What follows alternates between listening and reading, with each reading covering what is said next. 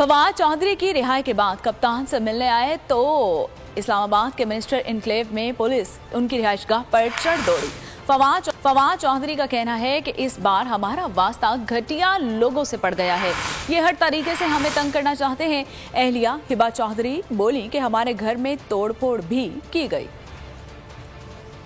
फवाद चौधरी के सब्र का इम्तिहान नए नए तरीकों से लिया जाने लगा। इस्लामाबाद के मिनिस्टर इनक्लेव में कार्रवाई, पुलिस फवाद चौधरी की रिहाइशगाह पर चढ़ दौड़ी। फवाद चौधरी सेनेट में कायदे हिज़्ब इख्तिलाफ वसीम शहजाद के घर में क़याम पजीर थे। बोल न्यूज से गुफ्तगू में फवाद चौधरी का कहना था कि घटिया लोग हैं, ये हर तरीके से हमें तंग करना चाहते हैं। घटिया लोग हैं जिनसे हमारा मुकाबला है और ये समझते हैं कि इस तरह की हरकतें करने से कोई हम पे दबाव बढ़ जाएगा। इससे कबल एहलिया फवाद चौधरी हिबा चौधरी का कहना था कि हमारे घर में तोड़ फोड़ भी की गई। इल्जाम लगाया कि लाहौर में मोटरसाइकिल सवारों ने उनका पीछा भी किया। उधर फवाद चौधरी रिहाई के बाद अपने अहले खाना के हमरा जमान पार्क पहुँचे। कप्तान से मुलाकात की। इमरान खान ने फवाद के बच्चों को प्यार किया, खैरियत भी दरियाफ्त की।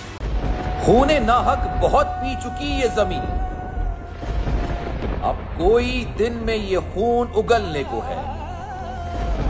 खत्म हो जाएगी ये तमाशागरी, वक्त पलटेगा रोजे जजा की तरह। ये जो पेशावर में ताजा लहू है बहा, एक क़यामत करेगा फलक पर बपा। गम की सलमनाक घड़ी में बोल सानह पेशावर में शहीद होने वालों के लवाहिकीन के साथ है। सब्सक्राइब करें और बेल दबाएं ताकि कोई खबर रह न जाए।